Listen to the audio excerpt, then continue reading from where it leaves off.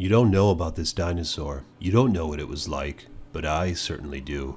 He is close by, and he watches over all of us. I'm not sure where he hides, but he can see us. And if we ever become helpless and desperate, the dinosaur will come back to us and save us from tragedy and disaster, just as it did before on that doomed World War II battlefield we once faced. What's up, guys? Iceman here. And that was a quote from the Godzilla vs. King Ghidorah film regarding Godzillasaurus, which is a species of theropod dinosaur created by Toho that first appeared in the 1991 Godzilla film, Godzilla vs. King Ghidorah. Pretty spooky, right? Like, I didn't know that this thing existed. And check this out. Here is in regards to its appearance. It claims the Godzillasaurus is different from other theropods because its posture is more upright like a human, and it drags its tail on the ground, much like older theropod reconstructions. At 12 meters in height, it is much larger than any other theropod species, probably due to its erect posture. It has a smaller head than a real theropod, and has a double row of teeth, much like a shark. The Godzillasaurus species is also different from other theropod dinosaurs due to the fact that it possesses a second brain located in its hip to control lower body functions, like how the Stegosaurus was mistaken to have had a second brain. Godzillasaurus is also shown to possess tear ducts when baby Godzilla is seen crying when Azusa Gojo is forced to leave him behind. As is shown in Godzilla vs. Mechagodzilla 2, Godzillasauruses seem to be telepathic, as baby Godzilla can contact his father and Rodan telepathically. Since at this point baby Godzilla had not yet been mutated, it is possible that all Godzillasauruses naturally have this ability. Professor Ome suggests that it is possible Godzillasauruses acted as brood parasites,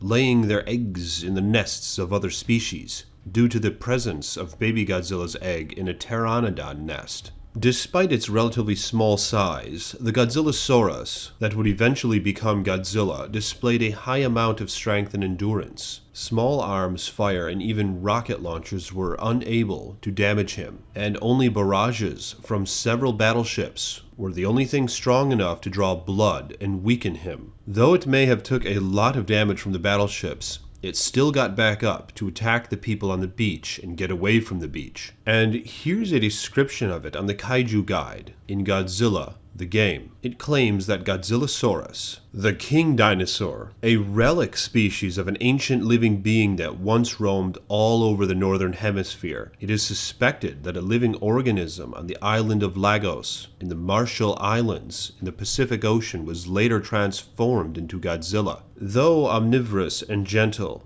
it has a habit of bravely confronting adversaries who dare step foot in its territory. Accounts of it repulsing advancing US GIs from the island during the Pacific War endure to this very day. Originally, the production team planned to have a Tyrannosaurus Rex turn into Godzilla. However, this was shifted to the Godzillasaurus concept at the recommendation of the designers.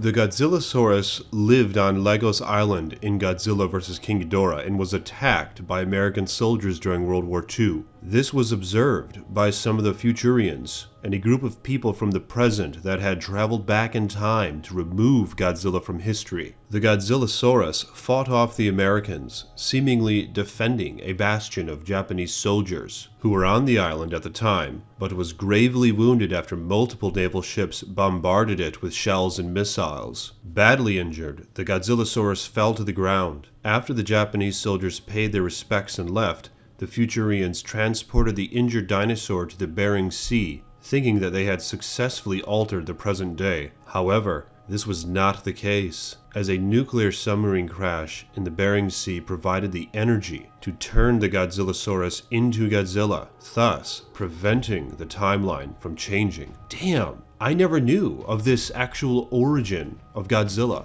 Freaking crazy to see that they tried to go back in time to destroy the damn thing. That is freaking whack, man. So, what do you guys think of this Godzillasaurus? Did you know of its origins and who it became? Let me know in the comments, and would you like to see this story redone in a future film? A legendary MonsterVerse film, perhaps, a Godzilla Origins film. That would be pretty interesting if done correctly. Let me know your thoughts in the comments regarding this matter, and like this damn video if you haven't yet. I am the Triassic Iceman. More videos to come.